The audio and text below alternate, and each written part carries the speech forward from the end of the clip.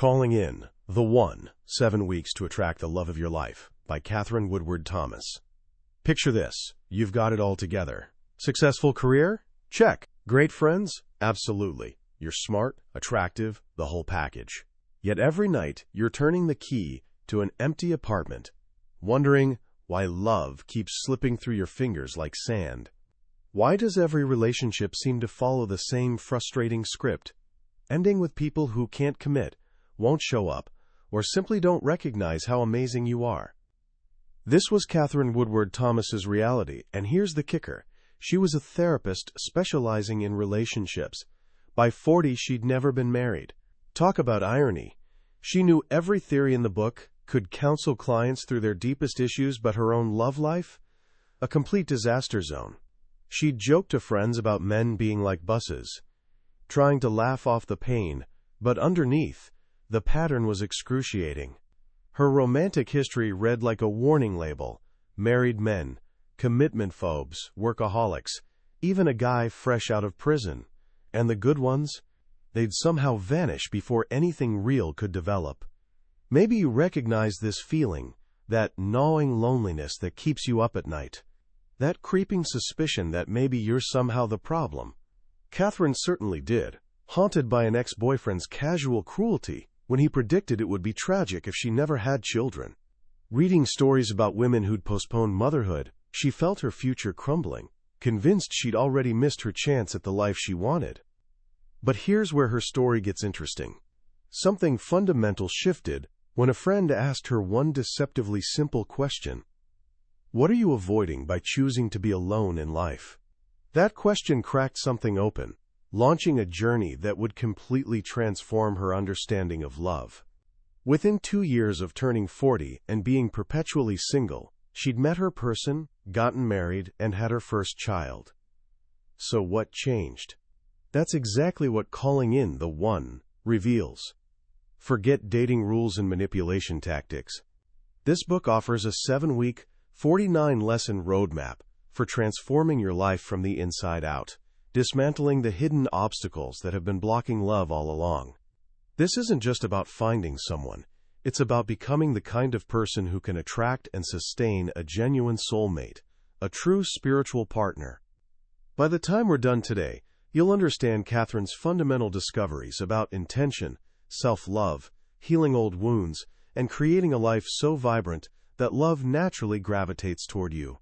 You'll see that attracting the love of your life isn't about luck or being in the right place at the right time. It's about consciously preparing the internal space for that love to arrive and flourish. Let's dive in. So where does this journey actually begin? Katherine makes something crystal clear from page 1. This isn't about learning clever pickup lines or dating hacks. It's about deep, transformative inner work. She lays out 3 foundational principles that we need to embrace if we're serious about changing our experience of love. First up, life is a creative process. Most of us sleepwalk through life as if our future is already written, as if we're just passively waiting for predetermined events to happen. But Katherine argues this mindset is actively harmful. Every single moment contains infinite creative potential. Your thoughts, beliefs, assumptions, choices, and words are constantly sculpting your reality, including your relationships. Embracing this means surrendering the comfortable victim role. Sure, it's easy to blame childhood wounds, difficult parents, or unavailable partners for your lack of love. And yes, those things may have happened. But clinging to victimhood, however justified it might feel, costs you the very thing you desire most. You cannot change external conditions without first changing your inner beliefs. Second, intention directs your destiny. Your life might seem locked on a certain trajectory, heading toward a predictable outcome. But here's the truth. At any moment, you can change course by setting a powerful, clear intention. This isn't wishful thinking or vague hoping, which usually leads straight to disappointment. Setting an intention is an active commitment, a declaration of what you choose to create, followed by living in alignment with that choice. Katherine demonstrated this dramatically. Right around her 41st birthday, after yet another letdown with an unavailable man, she declared to her friend Naomi, I'm going to be engaged by my birthday. Her birthday was 8 months away. She had zero prospects. But setting that intention became the guiding force that transformed everything that followed. The third premise ties everything together. Your outer world mirrors your inner world, especially in relationships. If you're struggling to find or sustain loving, committed relationships, the first place to investigate isn't out there in the dating pool, it's within yourself. How are you failing to love, nurture, and commit to yourself? When you transform your internal landscape, your beliefs about yourself, your self-talk patterns, your hidden fears, your external world naturally shifts accordingly.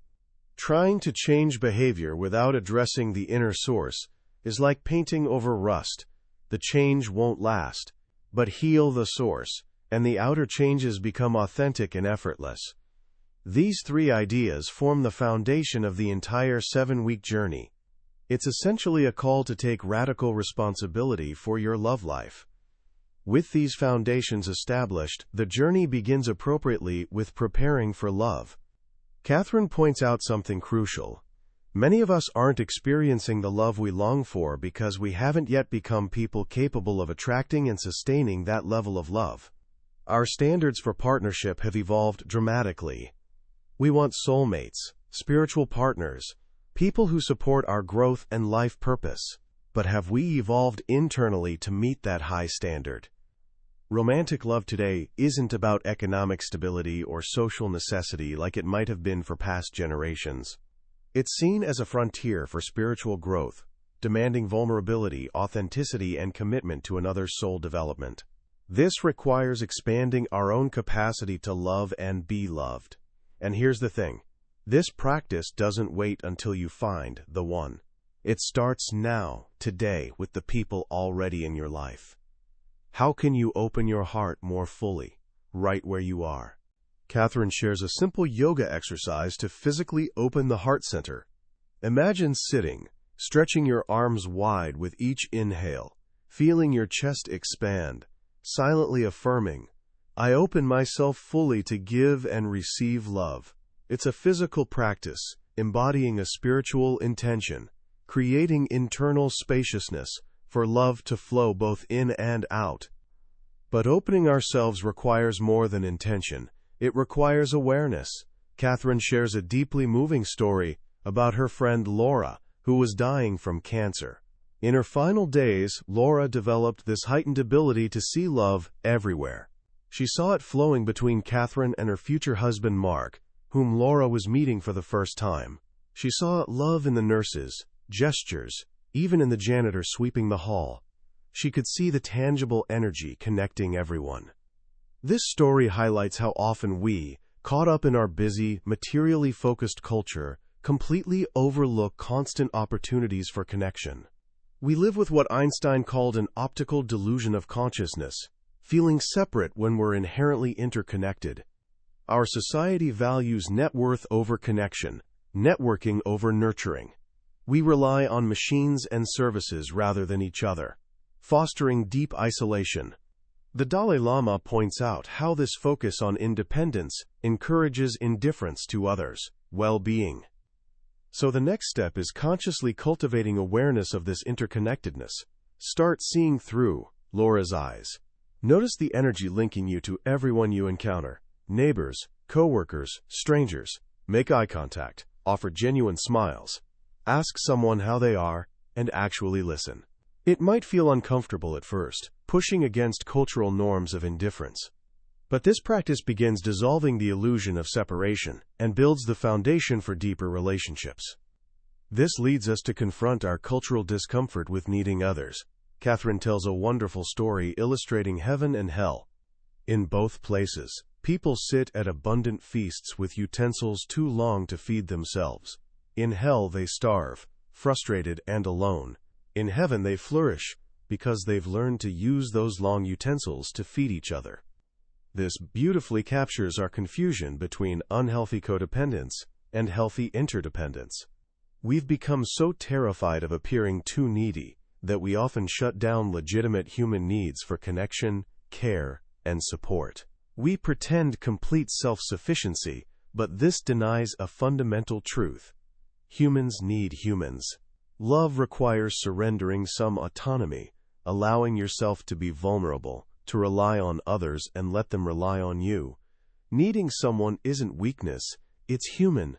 The goal isn't eliminating needs, but taking your own needs seriously, and choosing relationships with people willing and able to meet them lovingly.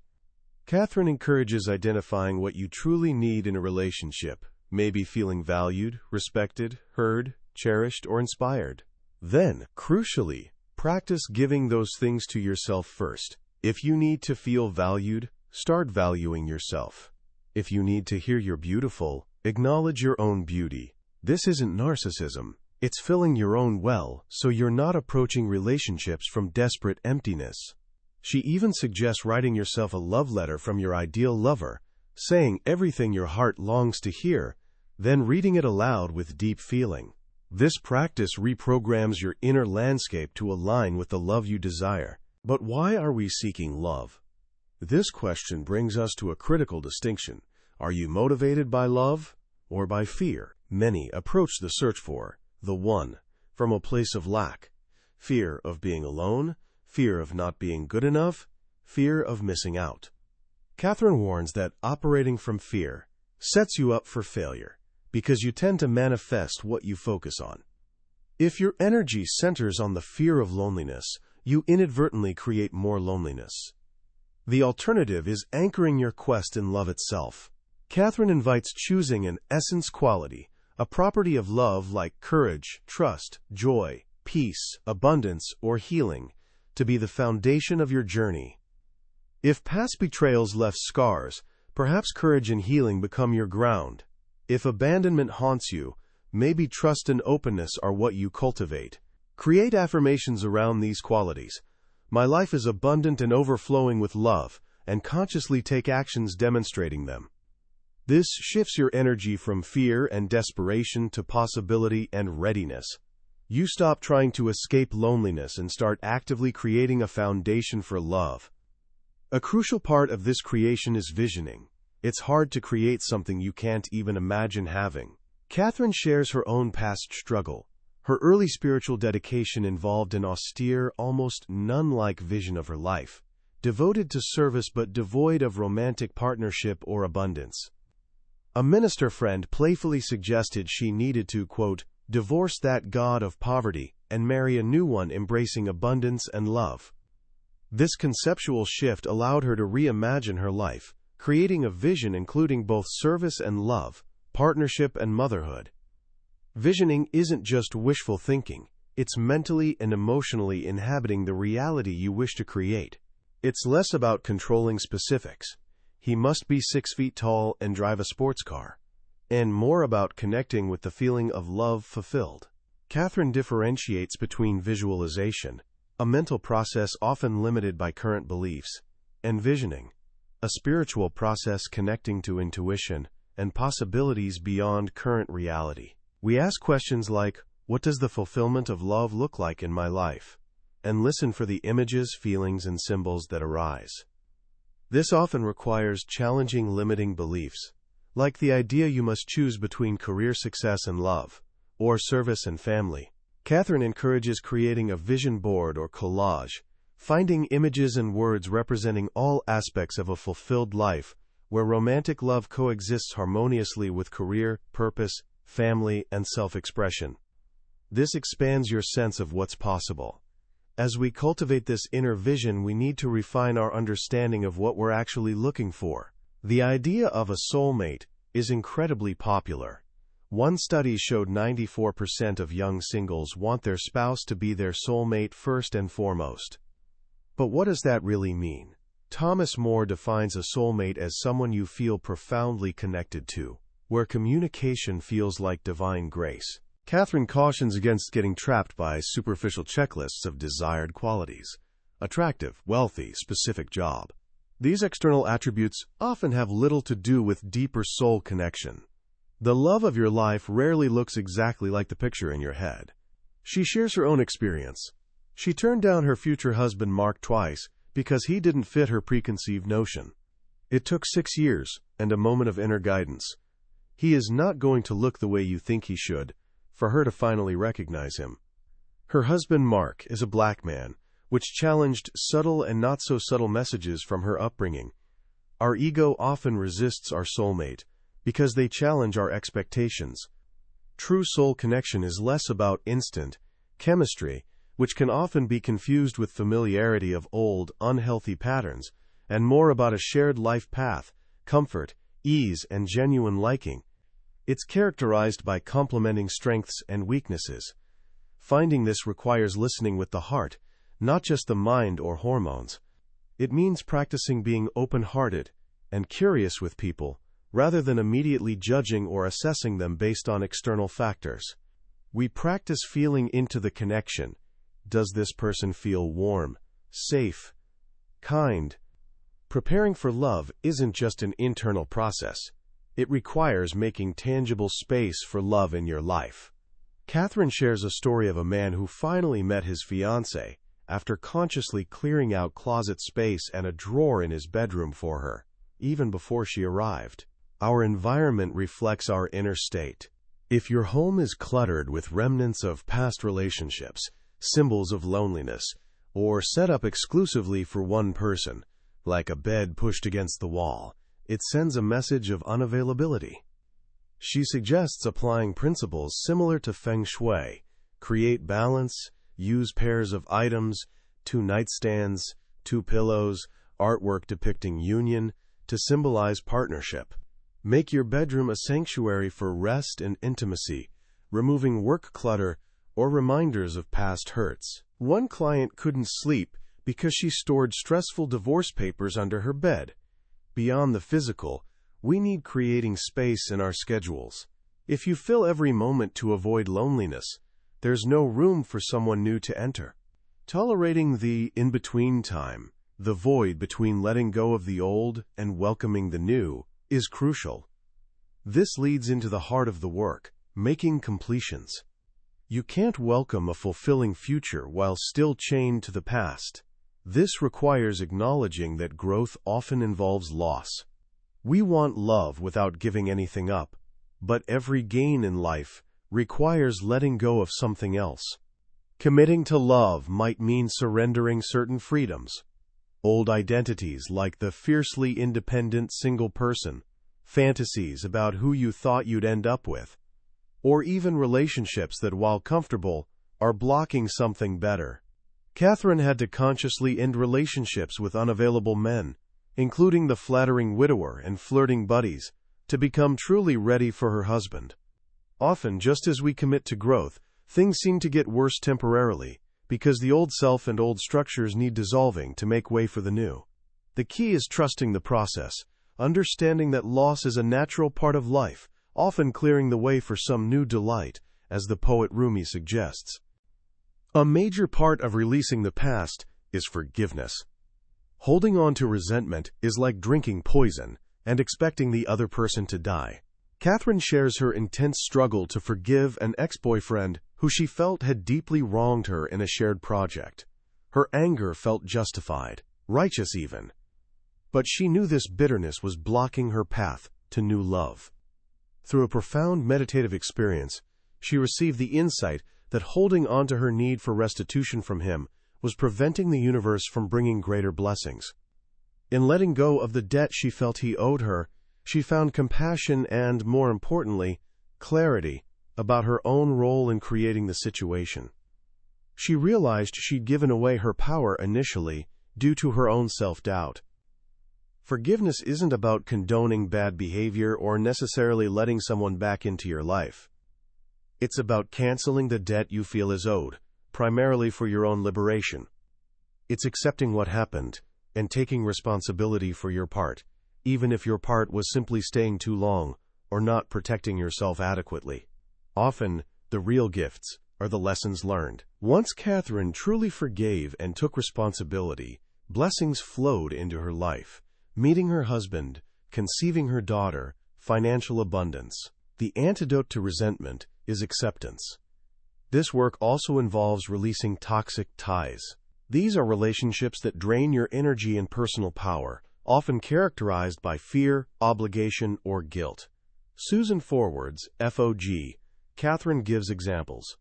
Paul, obsessed with his uninterested business partner Susan, neglecting his own life and health. The insecure client entangled with a man she didn't like simply because he admired her beauty. These ties often mirror our own insecurities or unmet needs. We might tolerate poor treatment because we fear being alone or don't believe we deserve better. Releasing these requires courage and a commitment to your own well-being that outweighs the fear. You can't hold on to relationships that diminish you and expect to create an extraordinary love life. They block the flow.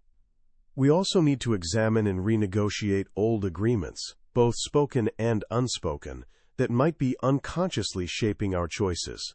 Katherine shares her own story of promising her first love, Frank, that she'd find him when she was in her 60s. A promise made in teenage heartbreak that lingered unconsciously for over 20 years. She had to consciously undo that promise, symbolically in meditation, to free herself for present love. Many agreements are unspoken. Loyalty pacts with family like not surpassing a parent's success or happiness.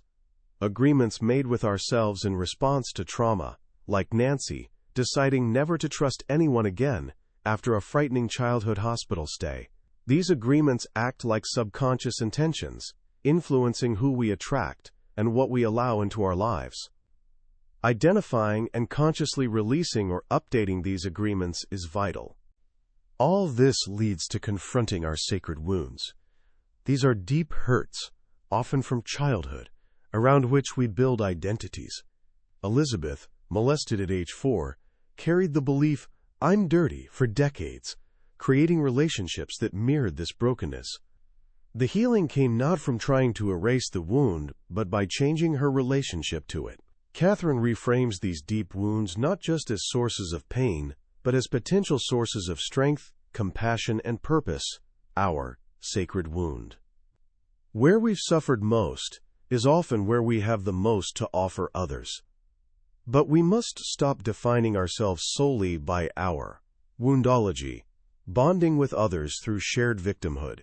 Instead, we rewrite our story from the perspective of resilience, strength, and the unique gifts born from overcoming adversity.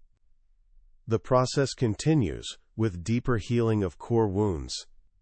Early childhood experiences, especially during the first year when trust is formed, profoundly shape our relational patterns. Bob, raised in an abusive alcoholic home, struggled with pervasive anxiety and mistrust, sabotaging his relationships. Samuel, severely abused by his mother, became an eccentric recluse until therapy helped him slowly rebuild trust. While most wounds aren't this severe, almost everyone carries scars impacting their ability to love. These wounds often manifest as difficulties with trust, autonomy, initiative, competence, or identity. The key developmental tasks Erik Erikson identified. A. Solid sense of self, as James Masterson described it, involves emotional range, authentic expression, tolerance for aloneness, healthy entitlement, and self-stability. Core wounds interfere with this solidity. We often unconsciously seek partners who mirror our parents, hoping to finally get the healing we needed in childhood. A setup Harville Hendrix calls the imago. But this rarely works and often repeats the original pain. A crucial part of healing involves identifying the core beliefs formed in response to these early experiences. We're constantly balancing fear of engulfment and fear of abandonment. Decisions made in childhood, often before we could even speak, become deeply ingrained assumptions about ourselves and the world. I'm unlovable. The world is dangerous. I'm unimportant. I'm bad. I'm worthless. I'm inferior. Tammy, facing her grandparents' racism, internalized the belief she was a bad seed. Anne, growing up feeling economically inferior in Beverly Hills, carried that shame into adulthood, projecting inadequacy onto herself and potential partners. Katherine identified her own core beliefs of worthless from her father leaving and inferior compared to her mother as driving her relationship patterns for decades. These beliefs act like magnets, attracting experiences that validate them. Healing requires identifying these beliefs, understanding their childhood origins, and consciously choosing alternative, more empowering interpretations. This leads to the possibility of transforming an identity built around these old wounds and beliefs. Tanya, whose mother demanded perfection, developed an eating disorder rooted in the belief she was a failure. Healing wasn't about simply affirming "I am a success," but about deconstructing the identity of mother's daughter, who had to be perfect. We often build entire personas in reaction to childhood hurts, trying to compensate for perceived flaws, like the doctor driven to earn degrees because her sister called her stupid. But these compensations don't heal the underlying belief. They often reinforce the frantic energy around it. Transformation involves recognizing these identities as constructs, not fundamental truths. It requires challenging the inner bully, the critical voice that echoes old messages, and relating to it with compassion, but not obedience. We stop trying to prove the old beliefs wrong and start living from a different, truer sense of self. This deeper work addresses the hungry heart, the neediness stemming from unmet childhood dependency needs.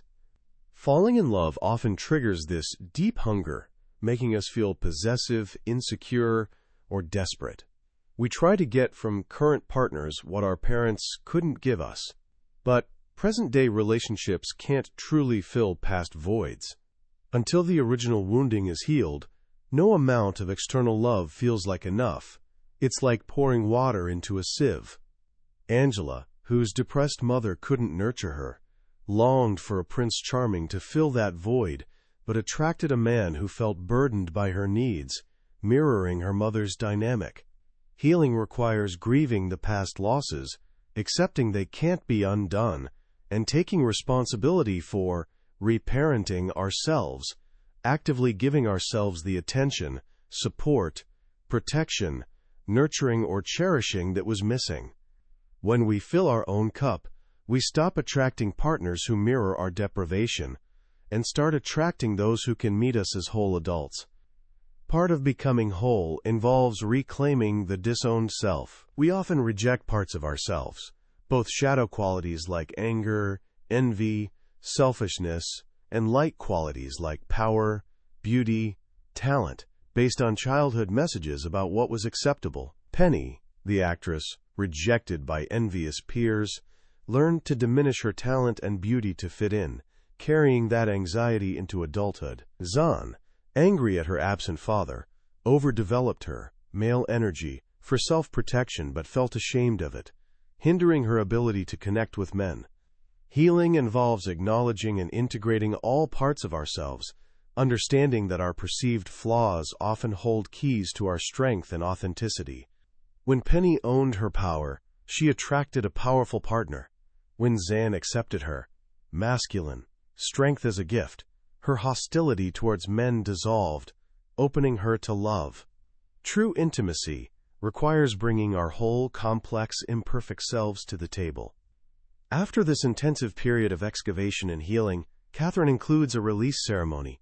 Transformation requires not just insight, but actively letting go. We review the beliefs, patterns, resentments, and fears identified over previous weeks, consciously choosing what we're ready to surrender. This often involves a ritual act, like writing down what we release on one side of paper. I release blaming my parents, and what we embrace on the other. I embrace forgiveness, then burning the paper to symbolize transformation. This anchors the inner work with tangible action. With the ground cleared, the focus shifts to actively setting your course. This begins by reinforcing the vision of love fulfilled, connecting not just with the idea, but the feeling of it. This vision acts as a pull, drawing us forward, making the necessary inner changes feel purposeful, rather than just painful. We then solidify this with a clear intention, stating our commitment aloud and aligning our actions with it. This requires faith and letting go of attachment to how or when it will manifest, trusting the process. To clarify who we're looking for, it helps to clarify our own soul's purpose. What are you here to do? What makes you feel alive and of service?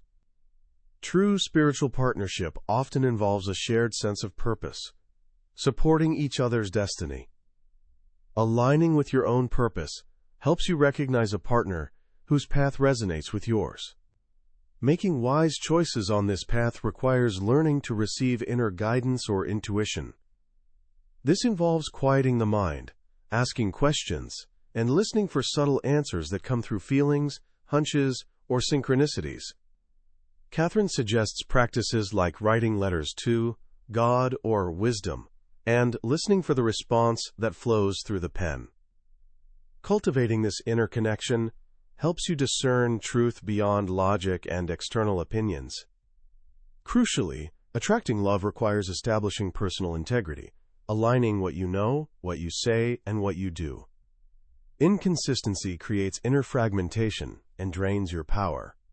Manuel's anxiety and depression lifted only when he started acting on his long-held intention to write his book. Nadia's distress stemmed from lying to herself about her feelings for her casual lover. Integrity involves keeping your word, being honest with yourself, cleaning up messes like apologies owed or communications withheld, and living by your own values. This inner wholeness makes you a stable container for love. Prayer and meditation support this entire process, helping us connect to our center, gain perspective, cultivate peace, and manage difficult emotions. They build the emotional maturity needed for partnership. Finally, navigating the complexities of modern dating requires skill in making wise choices, choosing actions and partners aligned with your values and well-being, even when tempted by familiar but unhealthy patterns. Melissa had to consciously turn down the unavailable woman of her dreams to make space for her true soulmate to arrive shortly after. The journey then moves into embodying the qualities needed to sustain love, summarized as first things first. This starts with making commitments. First to ourselves, our well-being, our growth. Donna, who had never committed, found pride in finally risking commitment, even though the man said no. This breakthrough paved the way for her future engagement. Commitment provides structure and meaning, moving us beyond reactive emotions. It also involves embracing healthy selfishness, prioritizing self-care, setting boundaries, knowing our limits. This isn't about being narcissistic, but about ensuring our own well is full so we can give authentically. The doctor who couldn't say no ended up exhausted, resentful, and attracting draining relationships. Healthy selfishness allows us to maintain a strong sense of self, which is essential for true intimacy and avoiding unhealthy merging. We must also learn the art of receiving. Many of us are better givers than receivers, perhaps fearing vulnerability or feeling unworthy. Sally resisted wearing a feminine outfit because it felt too vulnerable, potentially blocking the very connection she desired. Terry refused her boyfriend's offer to pay for dates during her unemployment, inadvertently blocking his expression of love and care. Receiving graciously allows others the joy of giving and deepens connection. Body acceptance is crucial. So many women, especially, equate self-worth with body size or appearance, engaging in constant self-criticism. This adversarial relationship disconnects us from our physical selves and projects insecurity. Healing involves appreciating our bodies as they are, treating them with kindness and respect, which is a prerequisite for true sensual and emotional intimacy. Sexual healing involves reclaiming our sexual energy from past hurts, shame, or cultural fragmentation, splitting spirit from body. It means forgiving ourselves and others for past mistakes, seeking help for trauma if needed, and making conscious honoring choices about our sexual expression, whether partnered or not. It also involves embracing sensuality in everyday life, through touch, taste, movement, art, connecting with our life force. Developing emotional literacy means learning to identify, accept, and constructively express our feelings, as well as empathize with others. Robert's inability to name his feelings or understand Rachel's created a huge rift. Understanding that all emotions, even difficult ones like anger and fear, have value and information for us is key. Finally, cultivating solitude transforms loneliness into a source of strength. Facing the discomfort of being alone allows us to connect deeply with ourselves, which is the foundation for connecting with another. The last phase is about living a life worth living, a life ready for love.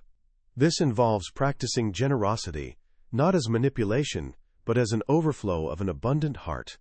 It means choosing happiness by accepting life as it is, rather than waiting for external circumstances like a partner to make us happy.